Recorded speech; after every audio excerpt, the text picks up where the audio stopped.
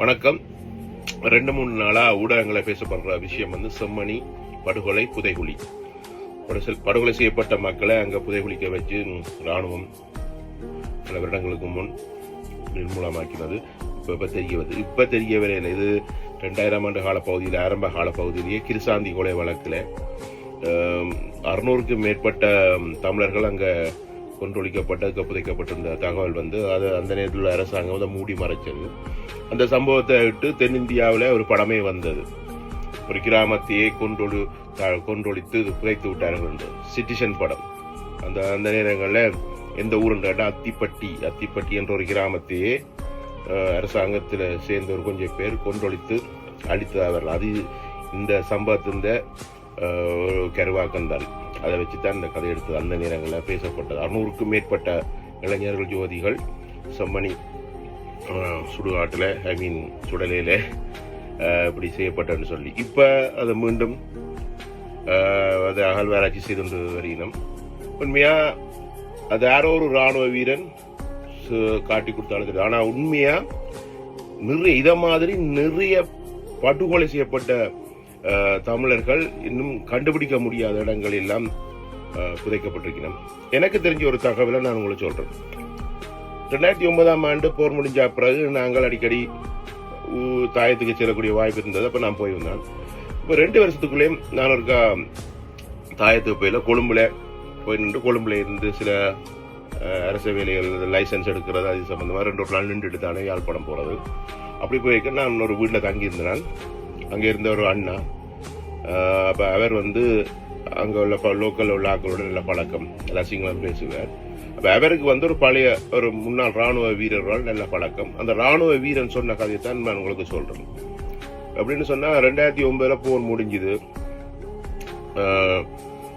கைது செய்யப்பட்டு சரணடைஞ்சாக்கள் எல்லாரும் பரவலா பேசப்படுற காலம் அந்த நேரம். அப்ப நிறைய பேரை சரணடைஞ்சாக்கள் எல்லாரையும் ராணுவம் படுகொலை செய்தது.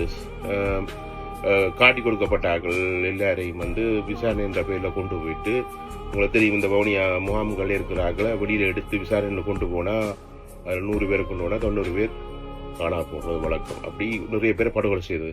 அப்ப எப்படி படுகொலை செய்யப்படுற ஆக்கள் எல்லாத்தையும் எப்படி அவர்கள் மறைப்பு செய்தவர்கள் சொன்னா, முல்லைத்தீவுல இருந்து இங்கால முள்ளியவள பகுதியில் உள்ள ரோடுகள்ல பாத்தீங்கன்னா அந்த பக்கத்தால இறுதி போர் நேரங்களில் ராணுவம் மல்லாத்து பக்கத்தால எந்தவித எதிர்ப்பும் இல்லாம வந்தபடியா அங்க அந்த பகுதியில மக்களை ஈஸியா வெளியில அகற்றி போட்டு அந்த இடமெல்லாம் ராணுவமயமாக்கப்பட்டிருந்தது. அப்ப இப்ப என்னன்னு சொன்னா, அந்த கை செய்யப்பட்ட ஆக்கள் சரணடைந்த ஆக்கள் எல்லாரையும் ராணுவம் கொன்று விட்டு அந்த ஏரியாவில தான் நிறைய இடங்கள்ல குழி தோண்டி புதைச்சவர்கள். எப்படி என்று சொன்னா, அந்த நான் சொன்னல நான் போய் கொழும்புல கேட்க ஒரு அண்ணா, அந்த ஃப்ரெண்டு ராணுவ அவர் எப்படி சொல்லிருக்கேன்னு சொன்னா, படுகொலை செய்யப்படுற ஆக்களை இவர்கள் என்ன செய்யணும்னு சொன்னா அந்த இடத்துக்கு கொண்டு போக மெயின் ரோட்ல, அதாவது முள்ளியவளை முல்லைத்தீவு ரோட்ல A34 அந்த ரோடு, இந்த இலக்கம் மெயின் ரோட்லயே ஏற்கனவே போக்கு மேலே JCP-ஆல பெரிய ஆழமான கிடங்கள் எல்லாம் கிண்டி வைக்க இவர்கள் அந்த பொடியை கொண்டே போட மூடிவிட்டு போக இன்னும் ஒரு குரூப் அந்த ரோட்டை செட் பண்ணுறது, ரோடா போட்டு விடுறது. அப்படி நிறைய இடங்கள்ல மெயின் ரோடுகள்லயே போட்டுக்கணும். அந்த அந்த அந்த கொன்று குவிக்கப்பட்ட மக்களை, புலிகளை, கொலை செய்யப்பட்ட எல்லாரையும் அதுக்குள்ளதான் போட்டு புதைச்சவியல். இப்படி மெயின் ரோடுல நான் சொல்றது முள்ளியவளை முல்லைத்தீவு ரோட்ல. இதே அந்த ராணுவ வீரன் அதுல நின்று பங்கெடுத்தவர். அவருக்கு கொஞ்சம் இந்த மனசாட்சி அவர் கொஞ்சம் புல விட்டுட்டாருன்றது அவருக்கு தெரிஞ்சுதான் இந்த விஷயங்களை இவருக்கு ஷேர் பண்ணியிருக்கிறார். அப்ப இது எப்படி என்று சொன்னா, அப்ப போர் முடிஞ்சு ஏனையின் பாதை போடுறதுக்கு முதலே அந்த முல்லைத்தீவு முள்ளியவளை ரோடு மிகவும் அகலமான ரோடு அங்க போட்டாச்சு. இங்க போடக்கு மேலே அங்க ரோடு இல்லாம இப்ப போராக்கள் எல்லாரும் நீங்க பார்க்கலாம். என்னன்னு சொன்னா, இங்க போடக்கு மேலே அங்க போட்ட ரோடுன்றது அங்க உள்ள ஆக்களுக்கு தெரியும். அந்த ரோடை பாத்தீங்கன்னா சும்மா நல்ல ஈஸியா வழி கொண்டு போகும். இந்த வெளிநாடுல உள்ள ரோடு மாதிரி நல்ல தரமா போட்டுருந்தது. அது இந்த காரணம் என்னன்னு சொன்னா, அந்த இது எல்லாத்தையும் உருமறைப்பு செய்யணும். எந்த காலத்திலயும் இனி அந்த இடத்துல போய் யாரும் தூண்ட மாட்டோம். அடுத்தது அங்க உள்ள அந்த அந்த சம்பவத்தை செய்த ராணுவம் இல்லாம ஒரு காலத்துக்கு பிறகு இடமிடம் மாற்றம் பண்ணிக்கணும். இந்த வெல் பிளான் நல்ல அது எங்கே இருக்குன்றே தெரியாப்ப. இப்போ சொல்லுவாங்க, இந்த ஒரு ஒரு கதைன்னு சொல்லுவாங்க, ஒவ்வொரு நாளும் ஒவ்வொரு ஒரு போர்டரை ஒரு எல்லையை தாண்டி ஒருத்தன் சைக்கிளில் வந்து திருட்டு பொருட்களை கொண்டு போகிறான். ஆனால் பிடிங்க கொண்டு தகவல் வருது. தகவல் கொடுக்குறதே அவன் தான். திருடி கொண்டு போகிறவனே தான் தகவல் கொடுப்பான். இப்படி ஒரு ஆள் சைக்கிளில் திருட்டு பொருளை திருடி கொண்டு போகணும். அப்போ அந்த எல்லையில் வச்சு அவனை செக் பண்ணுறது, சைக்கிள் எல்லாம் தரவாக செக் பண்ணுறது, அவனை செக் பண்ணுறது, அங்கே எந்த திருட்டு பொருளுமே இல்லை, அவன் போயிடுவான். இப்படி 2-3 ரம் போவான். கடைசியில் தான் தெரிஞ்சது அவன் திருடி கொண்டு போகிறதே சைக்கிள் தான். அது மாதிரி தான் அந்த மெயின் ரோட்லேயே போட்டு புதைச்சிட்டா யாருக்குமே தெரிய போகிறது கிடையாது.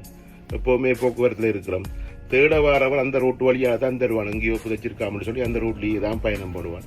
ஆனால் அதுக்குள்ளே தான் அத்தனை உயிர்களும் ஆத்மாவும் அடங்கி போய் கிடக்கு. இது நான் சொல்லல, நான் போய் நின்ற இடத்துல ஒரு இராணுவ வீரன் அதை பங்கெடுத்து அந்த வேலையை செய்தவன், அந்த ரோட்டில் போட்டு அந்த மண்ணுக்குள்ளே தாட்ட அந்த பங்கெடுத்தவன், அவன் மனசாட்சிக்கு விரோதம் இல்லை. அவனை உறுத்துது, அதவன் சொல்கிறான். இது மாதிரி எத்தனை இடத்துல எத்தனை தமிழர்கிட்ட இது எங்கெங்கே இருக்கோ அந்த ரோட்டுக்கு மேலே தான் நாங்கள் பயணம் செய்கிறோம். நல்ல ரோடு எல்லாம் போட்டிருக்காங்கன்றா, சும்மா சர்றண்டு போகுது.